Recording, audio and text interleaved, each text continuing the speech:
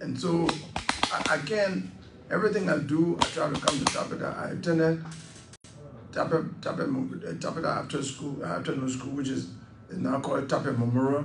Then I went to St. Francis before I went to San Nicolas. So it's always a pleasure for me. I'm a monocam, what do you call it, monocam? Yeah, because we will have to make a quick adjustment so that people get you clearly. Right. If I use it outside. Right. Yeah, so let me the message can be okay. Very loud. Yeah. Let's keep new to the radio. You'll be listening to the inspiring the release of 4 minutes past at 1 o'clock. So, my name is Fred Iba Jr. Stay tuned and don't go away. Yeah, so you're welcome. As a son of Tappita, it's always a pleasure for me to be in the studio here. I used to live right down the road, Monocam. You know, I grew up with Copper Dwayne and all those people from Monocam. The Johnson children, maybe Johnson, all from up the hill there. Okay. Like I was just saying, Sarah Mandra and I used to be in Tappita afternoon school, all of us fighting over careful, all of that. So my fun time I really spent here. I remember this place so well. So passing through, I'm passing through to go to Southeast. And let me say that I was so pleased with the people at Tappita. I want to tell them thank you again. Because the last time I passed through here, in November, I came from Pabli and came through to Tappita through Glodiala. It took us 4 hours from Glodiala here because we left Glodiala around 3 o'clock because the road was so bad. I reached here at 7 o'clock. And still there were over 1,000 people from Tappita in the street all the way behind me, Timber. Yeah, so it really brought tears in my eyes. It made me feel like, oh yes, I'm truly a son of Tappita, and people of Tappita know that. So, and I've not been received that way anywhere else before I came to Tappita. And so I like to come to Tappita all the time. I couldn't pass, when I can afford memory, I couldn't pass 3 a.m. go to Southeastern Liberia. On my way now to Grand Jede, River G, Maryland, Grand Cru, and Sino, and then through Sino I'll go back to Monrovia through Grand Bassa. So, but I just couldn't pass here, and people be debating in Tappita whether or not I passed here. Some people say, I'm not going to pass. And some people say, no, it's not true. We would have known because I didn't make an announcement I was coming here. So I want everybody in Tappita to know that I'm here and I'm passing through. And thank you for granting me the time to talk to you. Okay, thank you. And let me call on all the people at Tappita that when the voter registration time comes here, everyone should register to vote. Because if you don't register to vote, you will not have opportunity to change the condition under which you are living now. And other people will decide your fate. If you don't vote, then you are actually giving opportunity for other people to decide for you on how you should live in the next 6 years. So I'm calling upon the people of Tappita to register to vote when the time comes, because I want to be appointed by the people of Liberia through election as their project manager to change the Liberian story for the better, because I strongly believe a better Liberia is possible. Okay. Yeah, so from where did you come? I this morning, last night I slept in Kanta. I've been to so many counties. I strongly believe that when you want to be president of Liberia, you should go out and reach to the Liberian people and tell them why you want to be president. Let them know you, and sleep in places that they are sleeping. Like I've slept on bamboo beds. I slept in places where the bathroom is maybe 5 minutes away from the house. But that's the condition. These are the conditions under which people are living. So it's good to experience them. Yeah. When you go to the big towns like Ganta, San Nicolas, Tappita, Ban, Camplin, all that, you don't feel it. When you go to Buchanan, you don't feel it. But then when you go to Compound 2 and then you go beyond and you in Riverside, you're going to Cambodia, Bojizia, and all, then you are in real Liberia and seeing the condition under which people live. Well, then it then impels you, it motivates you to change that condition, because how you, those conditions, that's how you see the difference that you have made, because you're going to see. And that's the thing I want to do. I've said on this radio, under my administration, I want the women, pregnant women, children under the age of 5, and Liberians who are 65 years old to get free medical treatment. And I will make sure the hospital and clinics will be the best under my administration, because you see, as president, I will come to the Tappita hospital unannounced, surprise visit, and come and say, I want full medical checkup. When they tell me, Mr. President, we don't have this, we don't have that, I will say, where is the head of the hospital? You are fired. And I will turn him or her over to the police for full investigation.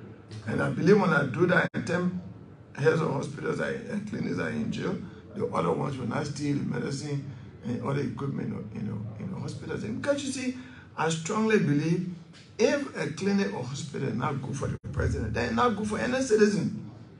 Because as president, you are president for the citizens. So we want to do that. We want to make sure that all Liberian children go to school from kindergarten to 12, with government or Liberia providing everything from pencil to textbooks and food. We want all the children or young fellows in Liberia, young people, young adults, to learn trade. Otherwise, they can't get a job. Guineans, Ghanaians, Sierra Leone, all the people go to Medicine, they're there. Medicine doesn't hate us, but Medicine wants people to do its job. And it will only employ qualified people. Most often, our people don't have the opportunity because the government of Liberia has not trained the children of this country. And it is the obligation of the government of Liberia to provide skill training programs for young people. It is not a privilege, and it shouldn't be a matter of choice of the government. It is an obligation under the Constitution.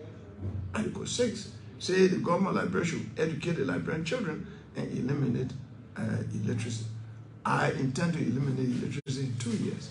Yeah. You know, so these are the kind of things I want to do, and already I believe that, you know, women thinking about their children and the older people, and even the, you know, they are already motivated. But to say that we want to follow this man, but if you don't register, then I will not have the opportunity to do what I'm talking about. You see, food. This Tappita where the poor, they've cut all the forests. You can just, you know, secondary forest, because the poor can make farm. I remember Bonyi Pier, all the places, Bani Pier, all the places, they make a lot of farms. But the only colors in the whole they can use.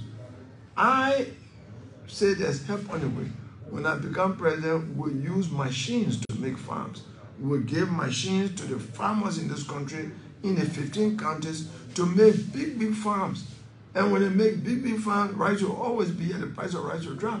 I will even tap it by making the military, ordering the military to plant not less than 100 acres of rice in each of the 15 counties. Now when the farmers are producing rice and the army is producing rice, there will be so much rice in the country that will change the story from the Liberian government spending $200 million a year to import rice by now making Liberia as a country to generate $500 to $600 million from export of rice to Mali, Burkina Faso, and all the countries in the sub-region. Then we have changed the story. Also, this Tappita, when I was growing up in Malakam, there used to be the yellow machine would go all the way Johnson Hill, come down, go to Boba Thomas Hill. All the roads were good because there was public warrior here. There was public warrior in Ganda. There was public warrior in Tota, in Zweju. So when I grew up, I never heard one day that, oh, in August or September, the road from Zweju to Tappita closed. Never happened before. Because government maintained the roads constantly, simply because government had the machines to do so.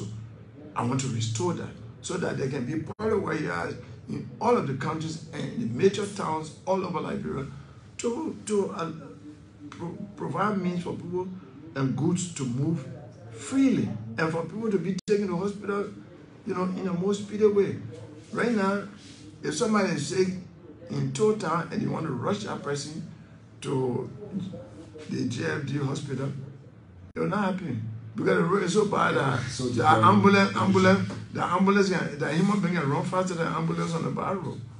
So if you have a barrow, ambulance become meaningless. So now that you are on your way to the service, like you said, a great junior county, but the buyers are waiting to see you announce or hear you announce your running mate.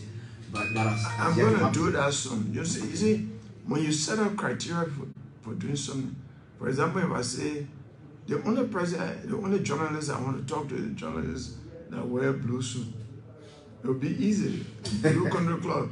And then once that's a criteria, when we turn around, you will be the choice. So I set up a committee. They have given me a set of criteria on people they believe can work with me to have a successful administration. So I turn around to the same committee and say, all right, you've told me how to cap low. You know, the cap should look this way. But then give me the person whom the cap fits.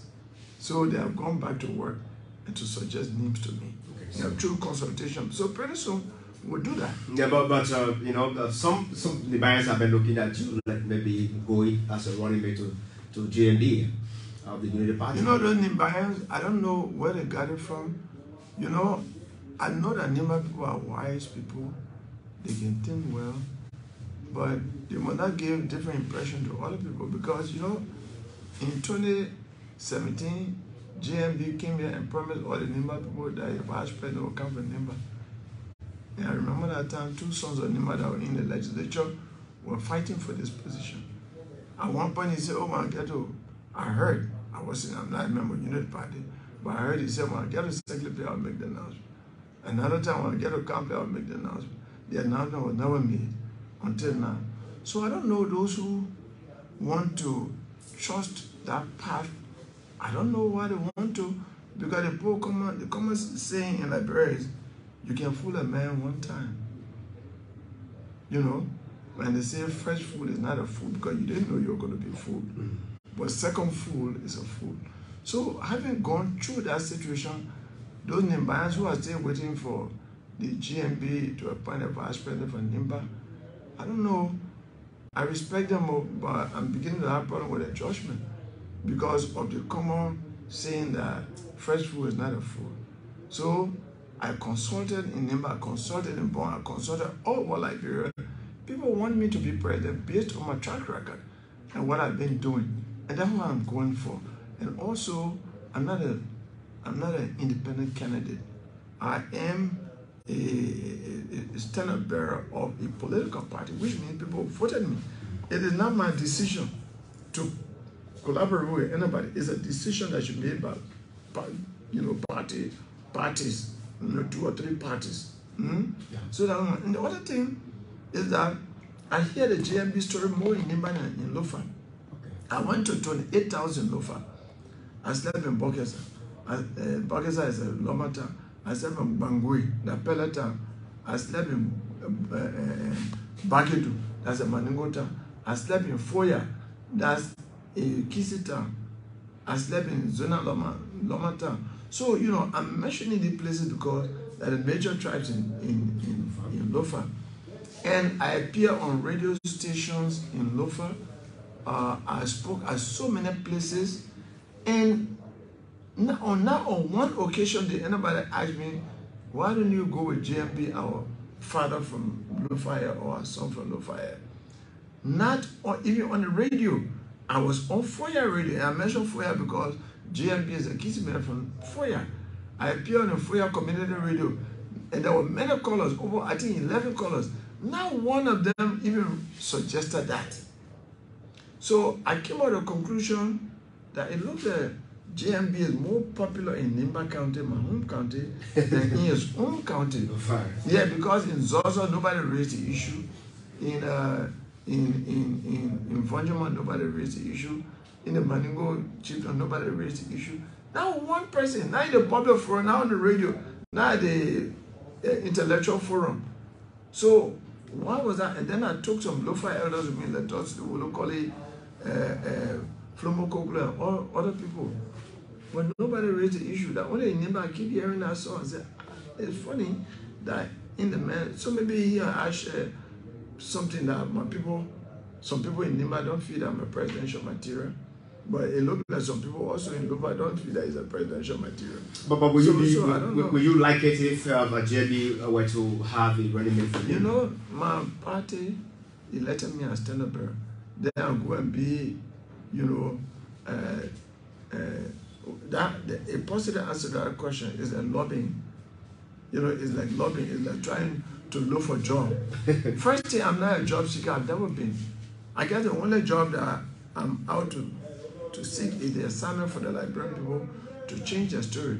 Because, you know, me, when I finished, you know, I was walking the hallway when the vice president of academic affairs at that time, Dr. Tappita, said, I want you to be my student assistant. I asked for a job. I graduated, they said, come be teaching assistant in the economic department. I was in America when Sawyer said, I want you to come and work with me when they elected an interim government. I came and campaign for Ellie. I went by in Ezali, America.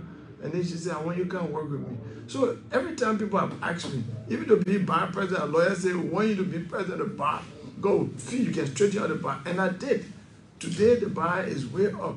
So that thing about, oh, will you, again, I asked one young lady in Cllr today, somebody raised that issue.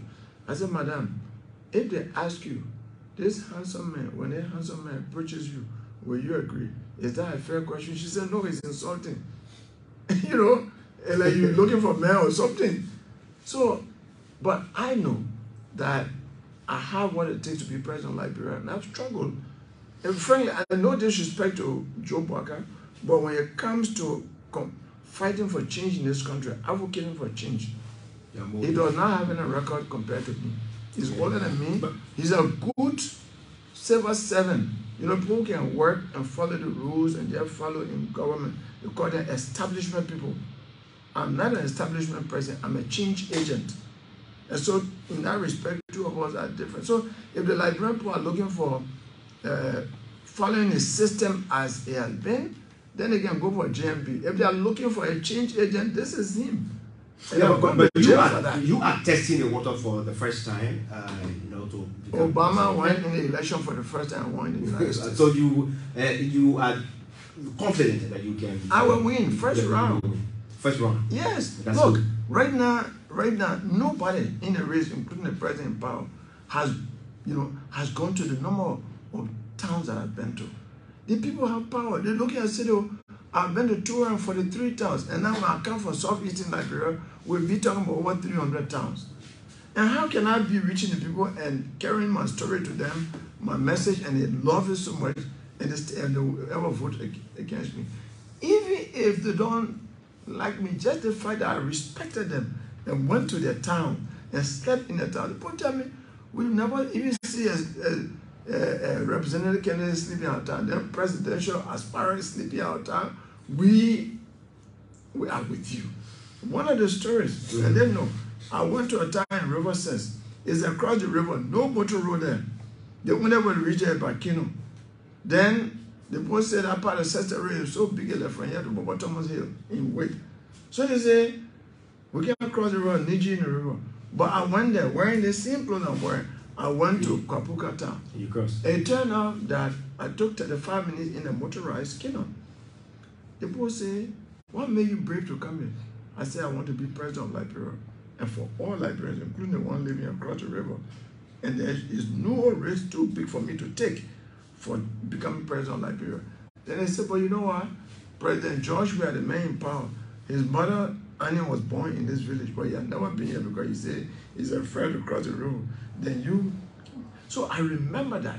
You see, by going to the people, I'm discovering things, I'm doing some strange, good things that are memorable, that historians will record.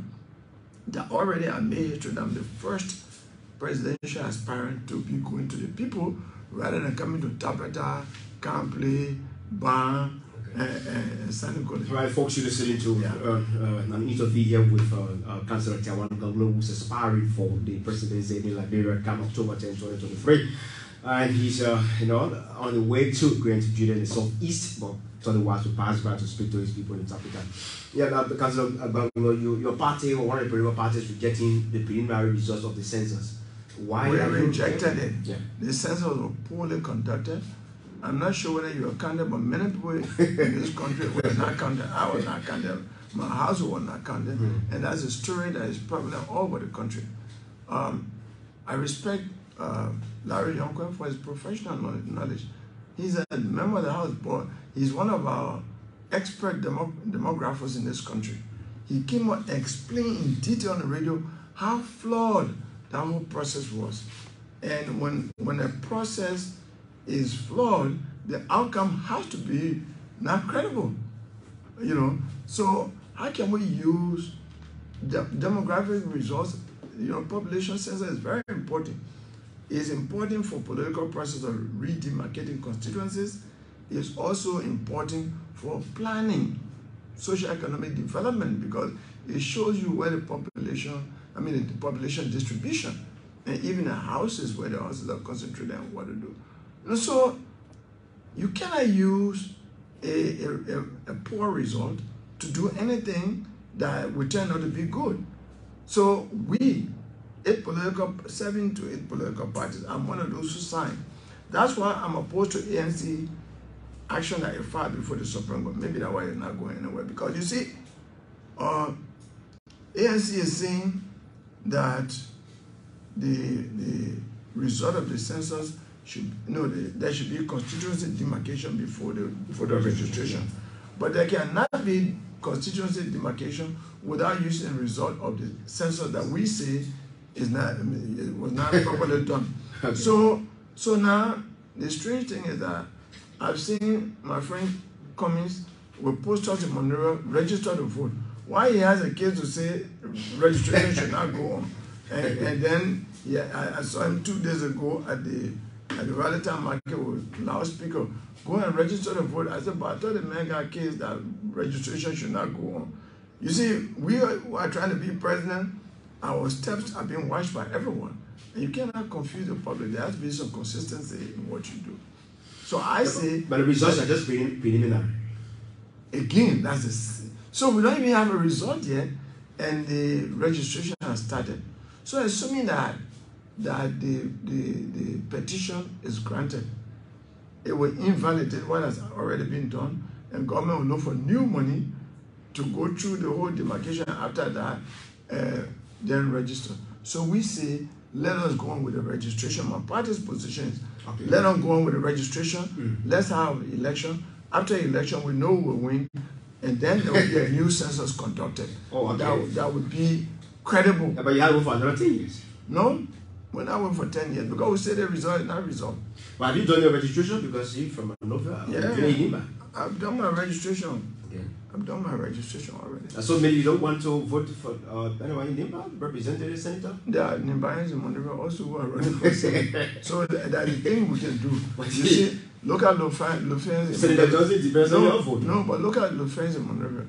Sir Joseph, Thomas Fala, and Foko. Yeah, Foko. And some more even trying to run again. So, and Nimbans in Monrovia are larger in population than most of the people from different counties. And they now decided, oh, you know what?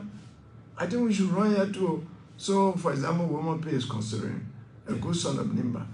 And there are other people running in District 4 and other districts, Dr. Banu and other. So they realized that we should not just crowd ourselves in Nimba, let us expand. There are some Nimbans, even in some counties, I think River G, one Nimba trying to run there. Wherever they see concentration on Nimba, they say, let us seek the opportunities where we are instead of going over there. So registering Monterey also trying to provide opportunities for some Nimbans too. All right, so folks, so that's it. Like we said, the councillor is on the way, so he just passed by to give information to his people about his going. And then those in Grant, Julia, Burgos, and other places, I think you will be awaiting your incoming president. Yeah, so, Father, what can we hear from you? I will be on Total Radio in a few hours, and I will appear on every radio station in southeastern Liberia. Not only will they physically see me, but they will listen to me and know what's in my mind. Because I am not one of the presidential aspirants who say, we got to make George Weah a one-term president. There's nothing in that, in my view. What is important is George Weah is doing this, is not good, is not doing well. These are the things that we need to do to make the country a better place. That is my strategy. So I'm not in here with the people who just say, Liberian people, let's just make George Weah one-time president. You know, it sounds envious and it sounds hateful. When I pray every morning, I say, God, help me to resist the temptation to hate my fellow man and to envy.